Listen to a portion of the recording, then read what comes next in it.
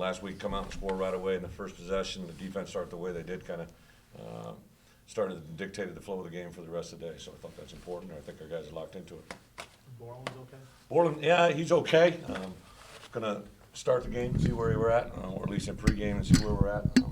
But also, if he hasn't gone full open up throttle, so if that gets to be an issue, obviously we go in a different direction. He hasn't gone full throttle all week? He's been out there, but I don't. The game speed's different than practice speed, so it'll be interesting to see when Saturday gets here. Now, each day's gotten better. I know that. I mean, he's very adamant about every day it feels better. So there's no. A lot of times when you're dealing with an injury like that, you just get concerned if they start regressing, and he hasn't regressed. Would Trotter, Yeah, Michael Trotter, and then there's also possibility of moving Army inside, and then having Connor. Army played Mike his first 2 years, so there's that possibility as well.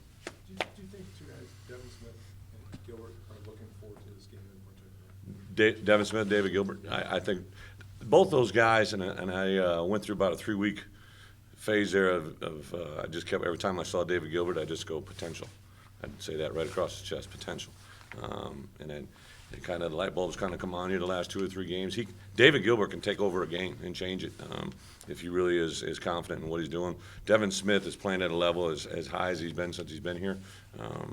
I think he knows that other guys, the part that our seniors have realized, the seniors that play well get an opportunity to go on that next level, and I know that's the ultimate goal of Devin's. Obviously, senior day, just how, kind of balance the emotions of senior day and then playing Ohio State. It's a tough day. Yeah, it's a tough day for me. It's a tough day for the seniors, their parents. It's a tough day because it's been so great while they're here. I think a lot of seniors have been a part of other senior days or watched senior days, and people are crying, and it really hasn't been a great experience, So I think ours are crying for the right reasons, but I think that's going to be a motivating factor for our kids. And then on the top of it, I think to play Ohio State in our place, obviously after the last games, the way they played out is a very exciting time for them. Why do you think you've been so good, 6-0? Have you managed that well on senior day? Yeah, we have an operations meeting a week in advance, so like last Tuesday, I sat down with my staff, and one of the places we had been at in the last 2 years, they actually do it on the front end, and then the kids go in the locker room, they come out and do it normal, and I'm like, that sounds kind of like that. And they're like, Coach, you're 6-0. So I'm like, all right, we'll stay with what we're doing. So it's a bounce, but also I think it's a motivating factor. I think our kids know they want to send the seniors out in the right way, and it's something that everybody plays up to. You mentioned Army's played inside before. Has he gotten any reps there this week just in anticipation? Anticipation, yeah, but limited, minimal reps. That's just like a contingency plan. We go with Trotter first. And Marcus has done some good things. He really has, going back to last spring and during fall camp, and it'll be exciting.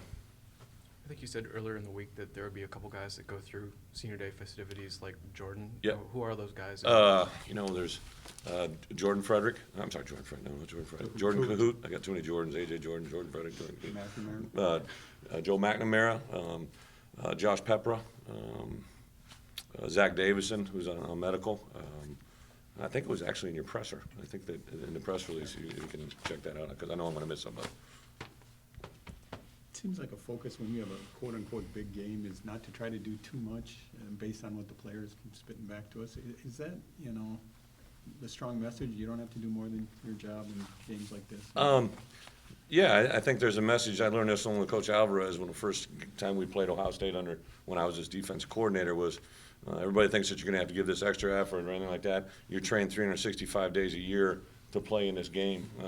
We don't need to go beyond what's in front. I think if you got guys trying to put too much out there, that's when bad things, or they become, uptight or something. And we just want to go out there and play our best football.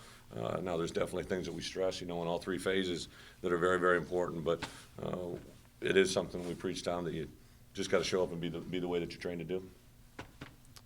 Brett, There's a lot of talk of getting a signature win during a season. Mm-hmm. Is that something that's talked about more outside the team, or is that appropriately stated, I guess, throughout the media? Yeah, when you're in this business, all the wins are signature wins. I think there really hasn't been any talk of that in this game or any game prior to this. Some people, I'll just put it in your terms, that before this game, there's a lot of people that talked about the Purdue game being a big game because they thought at that time the Leaders Division title, and then the Indiana game was just the next game on our schedule. And Ohio State is in the front of our Leaders Division, so that makes it a game in itself. Plus, it's Ohio State, so that makes enough premium. I think we don't need to go beyond that.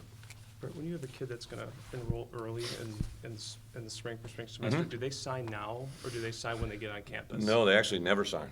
Okay. Ironically, one of the first, an interesting story, David Gilbert, who we all know is here now, and when David came here, he came with his mom on January 8th. I remember it like it was yesterday.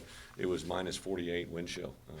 His mom had never been above the Florida line, state line, and we didn't start classes for 4 more days, and I was like worried that this kid would like literally pack up and leave and go, because your signing day when you're in the mid-year enrollee is classes. When you begin classes, you become binding. Before that, you don't sign anything, and it's kind of a glitch that I've tried to address now for the last 3 years within our system, and it's just part of the evolution. The NCAA hasn't caught on to that yet, that, you know, a kid that's going to early enroll never signs a national letter of intent. What have you seen in Ohio State special teams? A lot of good and a lot of bad, too. Yeah, well, you know, I know that's a premium in their program. They talk about it a lot. They have had 3 punts blocked. They've had one that I think there was a miscommunication with the snap is how it happened. But on the same flip side, though, they blocked some punts. They've been very, very, you know, their kickoff coverage is a very unique system. They only cover 2/3 of the field, and they pin it in the corner, and, you know, are very, very good at executing that. Their punt formation is very unique. It's a unique animal that is really unlike anybody else we face. So they've got some nuances that are difficult to prepare for.